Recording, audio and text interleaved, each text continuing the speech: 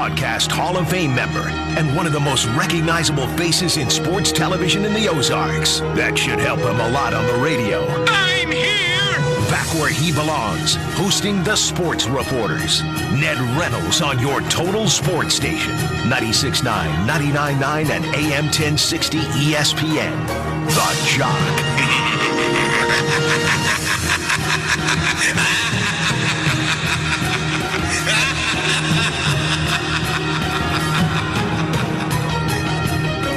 And good morning to you all. Welcome to the Sports Reporters. Delighted to have you with us on an absolutely beautiful last Friday in October. I'm Ned Reynolds, joined by Guy Newcomb, the Scoreboard guy.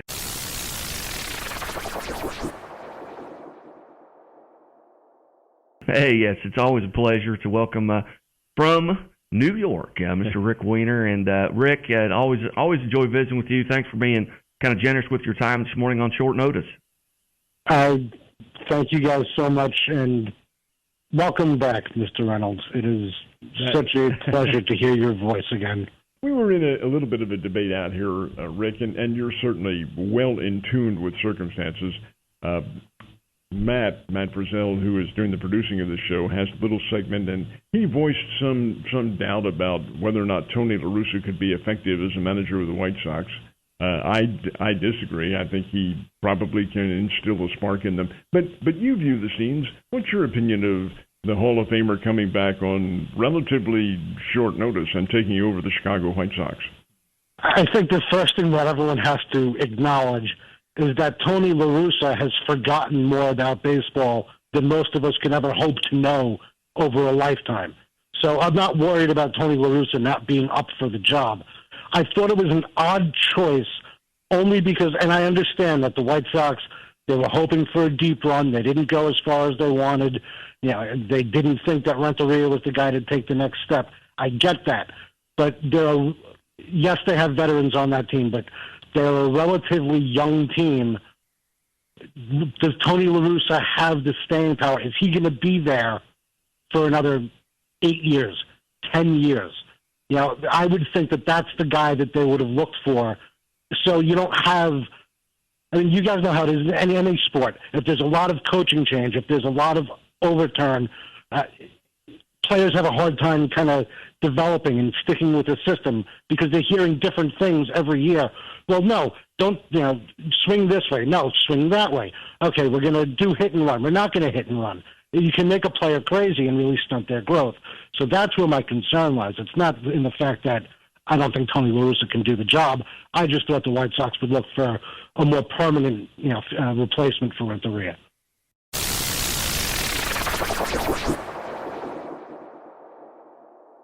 Now let's go to John, who's hanging on. Morning, John.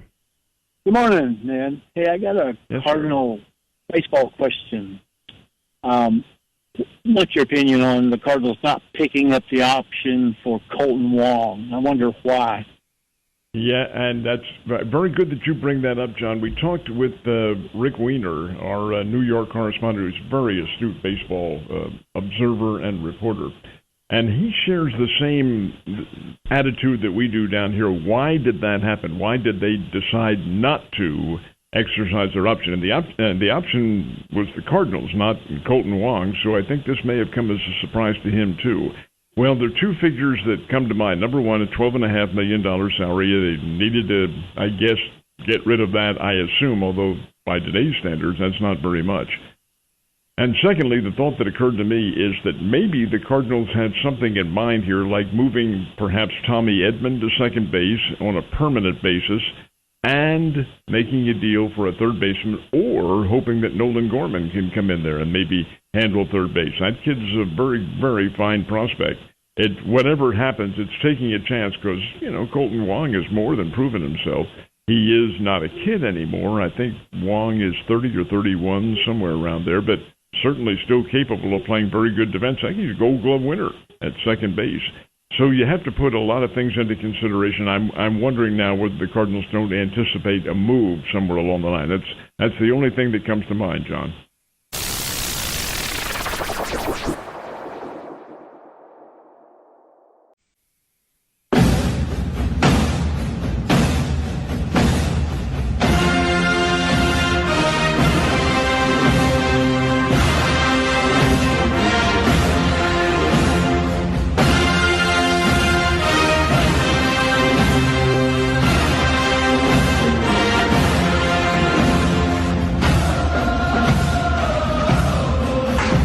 here, folks? Well, it certainly should. That means the Kansas City Chiefs are right there and ready to play a little bit of football. Welcome back to Sports Reporters. Ned Reynolds along with Jon Newcomb, the scoreboard guy. And if you will, Guy, do the honors. Yeah, we're joined now by former Iowa Hawkeye and Kansas City Chief, and currently the color man for the Kansas City Chiefs, and Danan Hughes. And that little music there's got to bring back a lot of memories for you.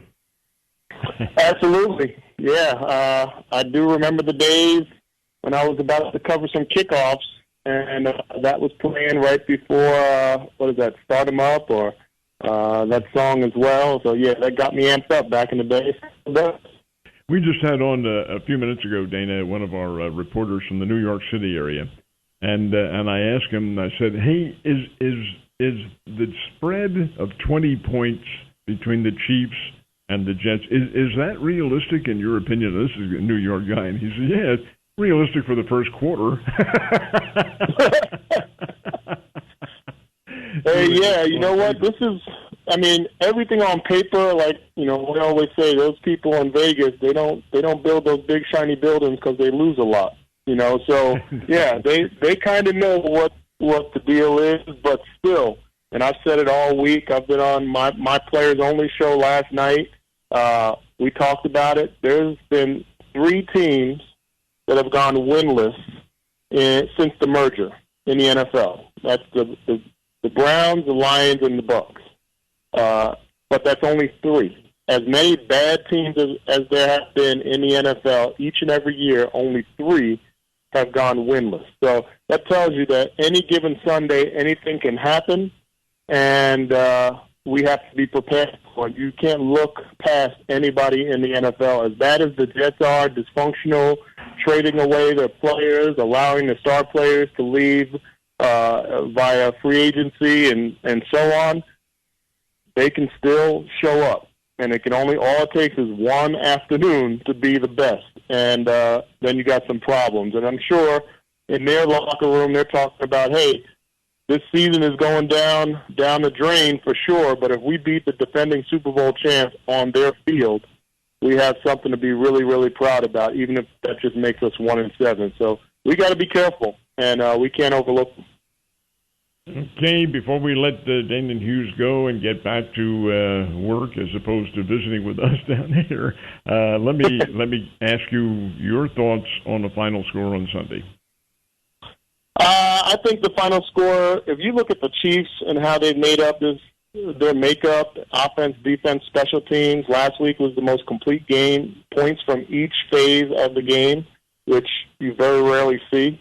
We usually talk about field position and spark for special teams, but they got points on the board.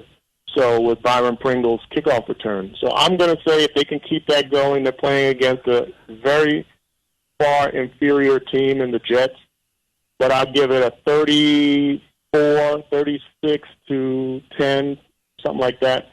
But that's not abnormal because we've seen this Chiefs team play, I believe at this point, 4 teams that were in the playoffs last year, and they have beaten each one of them by multiple touchdowns, multiple scores.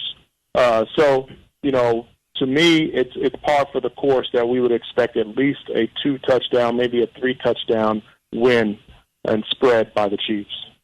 Yeah. When you look at it, you don't see how they can fail to at least achieve that margin. Hey, Danan, many, many, many thanks for visiting with us, and please do keep in touch, and much good luck on Sunday, okay?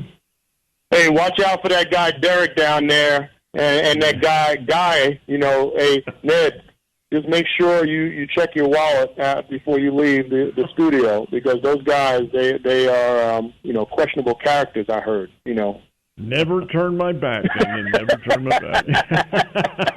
I see you, man. Take care.